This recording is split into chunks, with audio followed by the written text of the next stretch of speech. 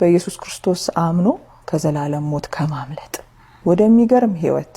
የእግዚአብሔር ልጅ ወደ መባል ትልቅ ክብርና ስልጣን ከመግባት የሚበልጥ ምንም ነገር የለም በመድር ላይ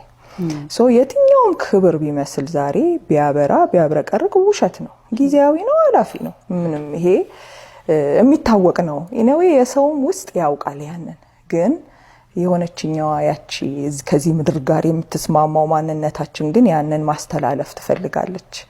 የሆነ ማቆየት ትፈልጋለች ወይ የሆነ ነገር ላርግና ትላለች ግን እረፍቱም ሰላሙም ነፃነቱም ከፍታውም በቃ ለእግዚአብሔር መገዛትና እግዚአብሔርን እሺ ማለት ነው ምንም ከዛ የሚበልጥ ክብር የለም የሰው ልጅ ክብር እግዚአብሔርን እሺ ማለት እግዚአብሔር እንዳለው መሆን ነው በቃ የተፈጠርነውም ለዛ ህብረት ለዛ ቤተሰብነት ስለሆነ ከዛ የሚልቅ ምንም ነገር ስለሌለ ሚሳውት እየተደረገ ነው እንጂ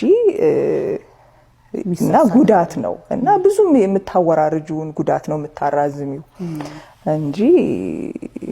ምንም አይወዳደርም የሚወዳደር ነገር አይደለም